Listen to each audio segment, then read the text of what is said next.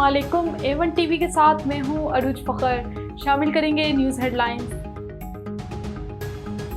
हुकूमत आईनी तरामीम के लिए मुतहरिक आईनी पैकेज कल पार्लियामेंट में पेश किया जाएगा। हुकूमती अरकान को इस्लामाबाद से बाहर जाने से रोक दिया गया। वज़ीर आज़म शहबाज शरीफ आज इत्तेहादियों को इशारा देंगे। हुकूमत को 2/3 अक्सरियत के लिए JUI की हमायत दरकार। मौलाना फजल रहमान को मनाने की कोशिशें तेज। कौमी असम्बली और सेनेट के इजलास आज फिर होंगे।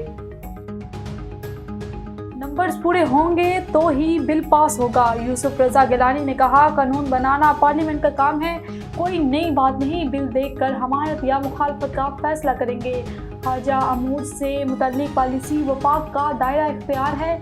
अली अमीन गंडापुर के बयान को कोई संजीदा नहीं ले रहा। गवर्नर राज के हक में नहीं। अदलिया में मनपसंद अफराद लाना बदकिस्मती होगा। हाफिज नईम बोले, हुकूमत आईनी तरामीम लाने से बाज रहे। एक तरफ मिसाक पार्लियामेंट, दूसरी तरफ मर्जी की तरामीम। आईनी तरामीम आइन को बेवक्त करने की कोशिश है। PTI अरकान को लापता करने के बयानात का नोटिस लिया जाए।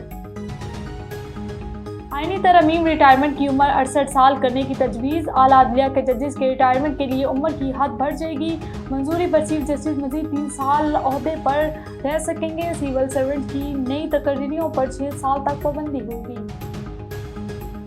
और वज़ीर आज़म का इलेक्ट्रिक व्हीकल्स पर जामिया फाइनेंशियल मॉडल पेश करने का हुक्म। ई व्हीकल पॉलिसी नवंबर तक मुकम्मल करने की हिदायत।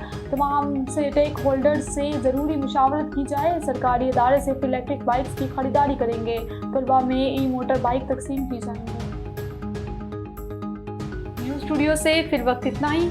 मज़ीद खबरों और अपडेट्स के लिए देखते रहिए A1 टीवी। A1 टीवी, सब पे नजर, अंदर की खबर।